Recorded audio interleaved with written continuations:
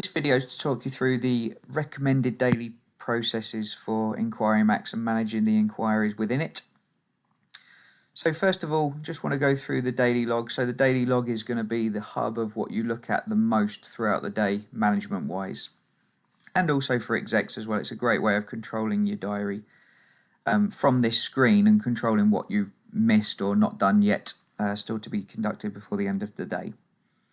So first of all, manufacturer lead, so you can go into here, any that haven't been allocated. Obviously just select your salesperson and then save that and make sure they're allocated and they're actioned. Same as group leads as well. And you can see these over here in red, so they're highlighted as not being done yet. Captured inquiries, so we have 4 new inquiries so far today, all with the next contact date of today in there.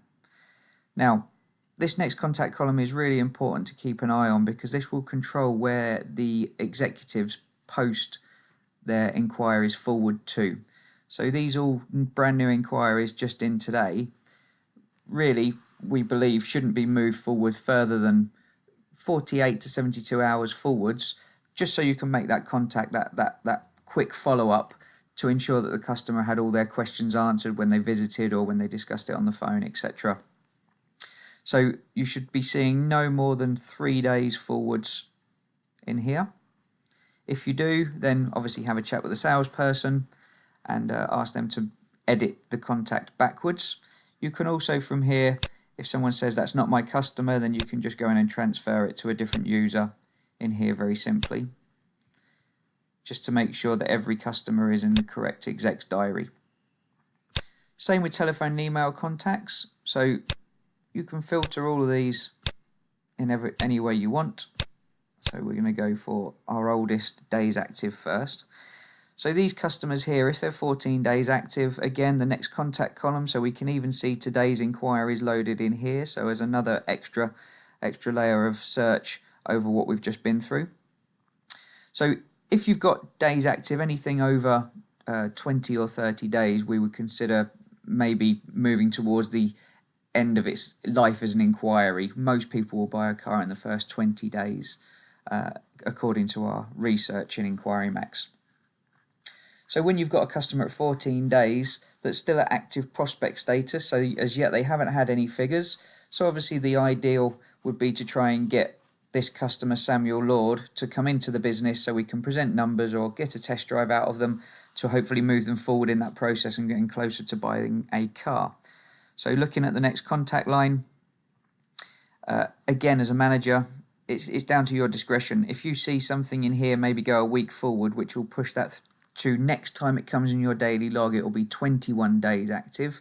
You might say, well, seven days is quite a long gap. What's the reason? And once you hover over Samuel Lord, then you can look at the notes, and that will give you an idea as to why it's been moved that far forward into the future.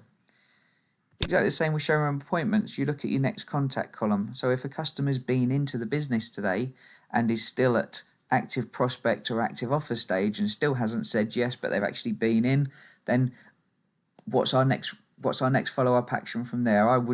As a manager, I would expect it to probably be the following day, or maybe 2 days at the most, just to say, obviously you came into the business, did you have any further questions regarding your visit or the figures that you've been given, etc. So next contact column, really important in these 3 areas here. Our orders needs to absolutely match what we've sold today, because this is going to update our reporting, and also the DOC if you have it enabled. So our orders need to match.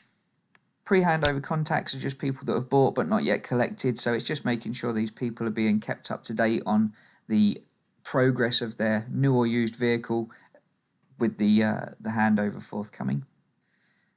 Handovers today, again, absolutely needs to match. So if we've got handovers in our diary today, then this needs to match the exact number that's going out, because obviously once you tell enquiryMAX the car has been handed over, then it will usually populate a automated follow-up plan as long as it's been added in the tools area.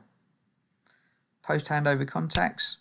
So these customers just need a call to say, are you happy with your new vehicle? And also to see if they can refer any of their friends, or if you offer referral vouchers to any of your customers, and a great way of just making sure that them customers are being contacted and offered that referral voucher. Lost opportunities.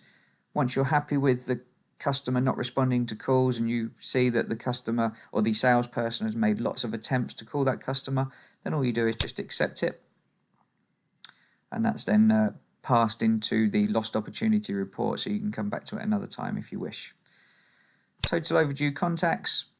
Okay, so anything that is overdue is obviously is a customer that's expecting a follow-up call, so we want to make sure that this is kept to an absolute minimum. If you need to update an overdue contact, then just right click on the red area, open link in a new window, and it will take you into where the overdue contact is. So obviously tick the done box, mark whether you've spoke to the customer or not, and then type a note in there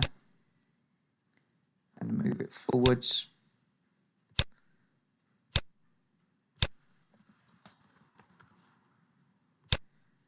For whatever reason it may be.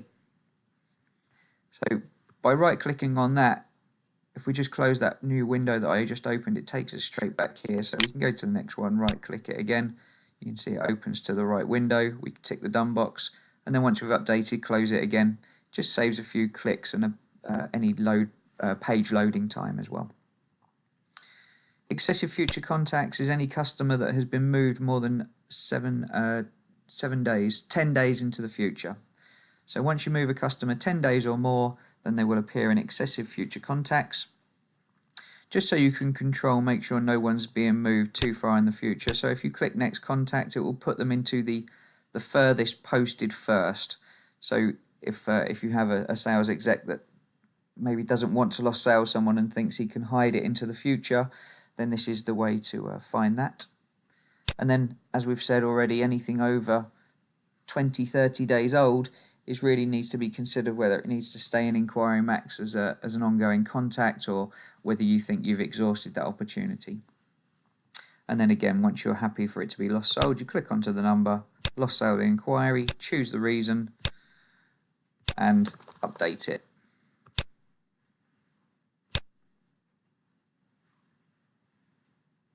So that's what we call the daily checkout. So that would be every evening as part of your daily close off, and should include probably any manager and then micromanaging the team. So split the team up into one manager per 2 or 3 sales execs, just so this doesn't take too long. You wouldn't want one manager doing the whole team. And then you rotate that on a round robin process. So you would each manager always sits with different sales execs each night on a rotation.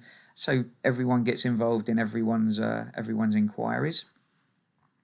And then each morning, if you go into your customers tab and just look at your new inquiries for the previous day. So I'm just going to look at today's, search that. So 4 new customers, export. And once we get this open into an Excel spreadsheet, this is what you should do each morning.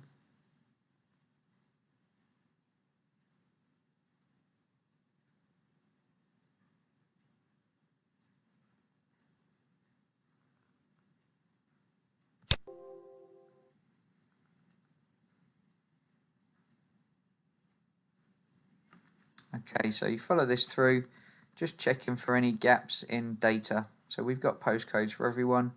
We've only got 1 email today out of the 4 customers. And as we move along, you can see the sort of information. So we had a walk-in that didn't have a test drive.